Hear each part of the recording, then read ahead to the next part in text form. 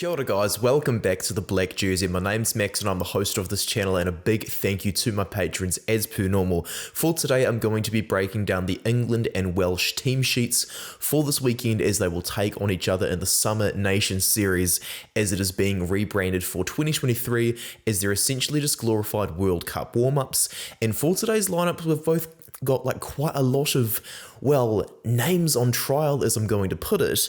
They've got a very mixed blend of players for both teams right now, and considering that Steve Borthwick and Warren Gatland have inherited teams during a World Cup cycle rather than getting to start the cycle off in charge of the team, this is the kind of stuff they're going to have to do to decide their combinations, as they did not take over with much notice ahead of the World Cup. And so I think they're doing the right thing by giving many different players a go and just having one final check as England. They are going to be naming their squad just 2 days after the match, which is at 5:30 p.m. UK time in Wales at Cardiff. So first off, for the England team sheet, Ellis Genge plays his second test as captain. Genge is just one of the two players in this lineup with 40 tests or more, so there's a lot of experience that's not really there for England aside from Danny Kerr. With Jamie Blamire and Will Stewart, it is a very experimental front row, but ideally this would be a very nice front row for England in 2024 when Jamie George could potentially retire from Test rugby. Blamire is a guy I've rated for a long time. He hasn't quite had the decent amount of opportunities as deserved at Test level, but when he has played, I've said this before, he's done a very good job. Hopefully he is going to pass this World Cup cycle trial with flying colours, man. Will Stewart, huge last year, really stepped up against Australia, got 2 tries against the All Blacks. I've come to really appreciate what he adds in value to England, and hopefully he'll round at that scrum really perfectly.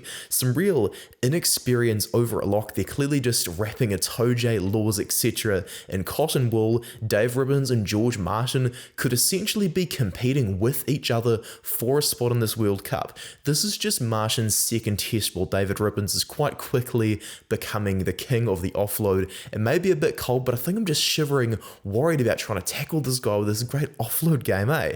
Lewis Ludlam, though, one of the few guys that is still starting from the Six Nations clash against Ireland.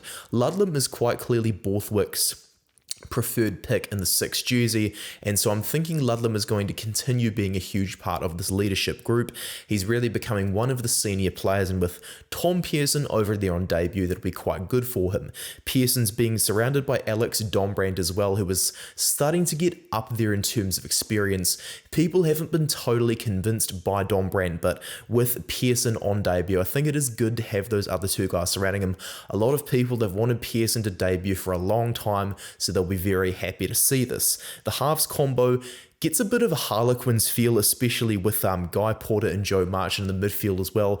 Guy Porter's the only one of these guys on this axis that's not from Harlequins. He's from the Leicester Tigers, of course. Kerr and Smith have played for Harlequins for a long time. Kerr will play his 88th Test cap, whereas Marcus Smith, I'm really hoping he plays the full 80, as George Ford knows Borthwick's system very well, having been under him at Leicester, just like how Guy Porter has as well. Porter and Marchant could even be another pair of guys that are competing for one spot as well. Marchant is not that experienced, but has definitely had more game time in the last few years than Elliot Daly, who is yet to play under Borthwick, and so it's going to be quite interesting how things unravel with those two. The wingers, Joe Cokanasiga, they raved about his skinfold tests. He is being rewarded for doing that hard work with his dieting, obviously. Max Malins is there again, a classic Borthwick pick. He just wants Max Malins to be that, I guess, jack of all trades, that all-rounder. That is clearly the guy who wants to do it, as I guess maybe he doesn't quite trust the out-and-out wingers in the country. Freddie Stewart at fullback, no surprises. England, I guess, just don't really have a full-on proper backup fullback with George Furbank not in contention, so I guess they're just going to keep relying on Stewart and hope that it doesn't succumb to injury. On the bench we've got Theo Dan.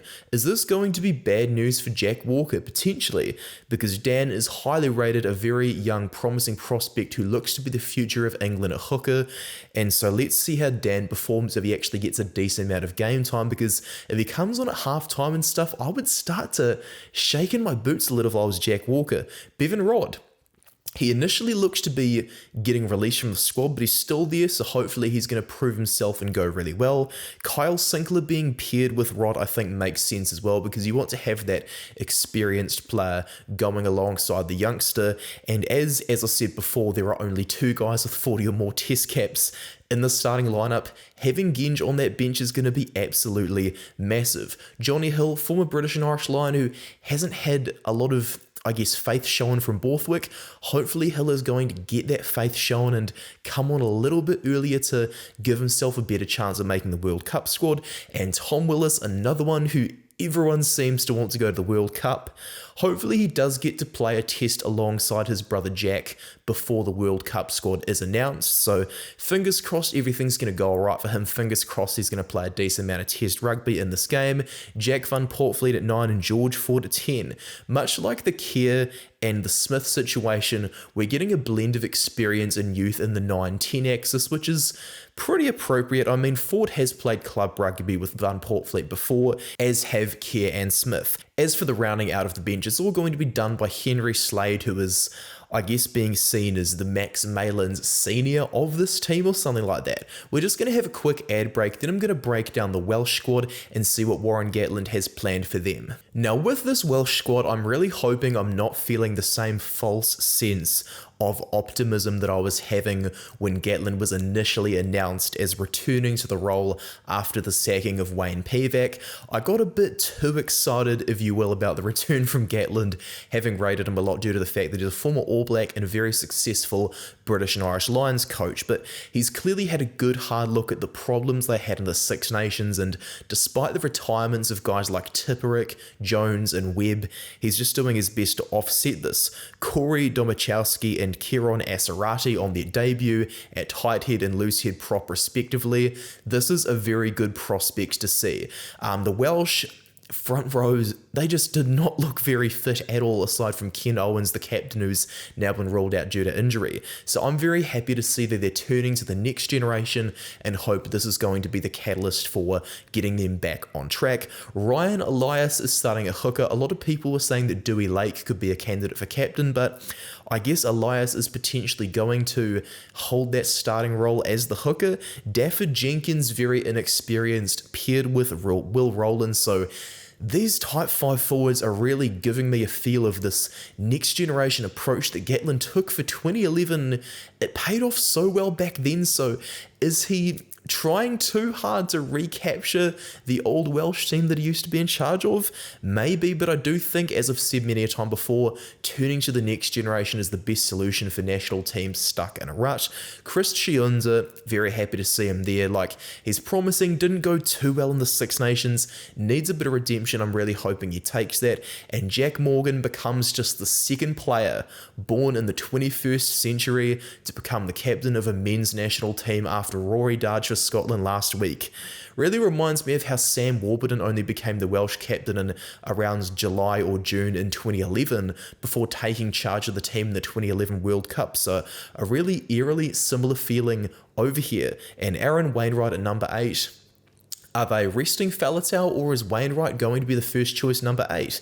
Potentially. Faletau has had some injury issues, so I'm hoping that everything's going to be all good over there. Gareth Davis remains at 9, which is really good to see, especially with Sam Costello, the future of the 10 jersey, who I really rate, in there for a start. Very nice to see that. When young 10s come into the team, they need a lot of support from the rest of the spine, so this is the appropriate move to take with Webb now retiring from Test rugby. As for the wingers, Rio Dyer and Louis Rees-Zammit, perfect decisions, especially with the sentiment of Lee Halfpenny playing his 100th test for Wales. I think that with Halfpenny getting that 100th test, he's not a guarantee for the World Cup squad, so good to celebrate for Lee before this is all announced. He has played test for the Lions before, that this is 100 for Wales. Congratulations to him. As for the midfielders, I know that Warren Gatland did move away from Warren ball in 2017 and start to move the ball a little bit more, but is Max Llewellyn a bit too similar to Jamie Roberts. His father played 92 tests for Wales, and so he's definitely growing up with the expectations of becoming a star one day, but I'm yet to see any evidence from this guy's highlight reels about his kicking. I've reviewed a few games of his before I made this video, so I have a good look at him, and I'm wondering if there's enough of a, I guess, complementary set of skills in this midfield combination with George North at 13. Going to be very interesting to see how it all unfolds. Elliot D, who is definitely trustworthy as a number 16 on the bench. Nicky Smith is the lone survivor at prop from the Six Nations, whereas Henry Thomas, who last played for England over a decade ago, is now eligible for Wales and is making his test debut. As Tim from Egg Chasers said though, it is a bit odd that Henry Thomas, who's not currently playing for a Welsh club side, is able to make his test debut, yet Joe Hawkins in midfield, who is definitely the perfect balance over there, is not allowed to play for Wales anymore after moving to an English club side. Ben Carter, I'm not too familiar with the guy. Hopefully he's going to go well, but I am very familiar with Tane Plumtree, as his father John was an assistant coach for the All Blacks from 2020 to 2022. Tane has played pretty well for the Blues when he has got game time, but with not quite getting enough game time, fair enough that he wanted to accept the offer to go overseas and play for Wales, and I guess with learning that ability to win from that team culture at the Blues under Leon McDonald will be good for the Welsh camp, I guess, off the field and in the team culture. Thomas Williams, he's played the most minutes at 9 in the 2020s for Wales. Fair enough to just keep him there if things go awry. Dan Biggar, same thing at 10, I guess, whereas Mason Grady is rounding out the team. Grady would be the guy that I would start at 13 for 2024 with Joe Hawkins, but I guess with things just going astray, they are going to have to go with Llewellyn and North to, I guess, just result to a default plan before they can really start expanding post 2023. Maybe that's the direction Wales are wanting to go in. I think that for this team overall, you know, this is the stuff we expect. We want to see teams experimenting before the World Cup, just making sure everything is perfect. They want to know who their second choice lineups are for every possible team. And overall, I think before this test match, Wales have done the most, I guess, work to change things they didn't do their best in the Six Nations. They're working very hard to correct failures, whereas England are, I guess, more focused long-term potentially. So with all this information considered and stuff, I think Wales are going to win by 4 points. This might be a very tight game as the two teams have a lot of unbuilt combinations, potentially, I'll say is the word. There's not too much gelling between these two teams, so it's going to come down to a lot of work the coaches have done between the Six Nations and now, and based on the selections so far, I think Gatland is one step ahead of Borthwick, but I'm going to open the floor to you in the comments down below, so make sure to subscribe to me if you enjoyed this preview for the match. I'll have an analysis video of this ready on Tuesday or so during the middle of the week, and I really appreciate you guys for viewing this. I'm also over on Instagram and over on Threads. You can check me out over there, and I'm going to see you in the next video. Cheers from Max.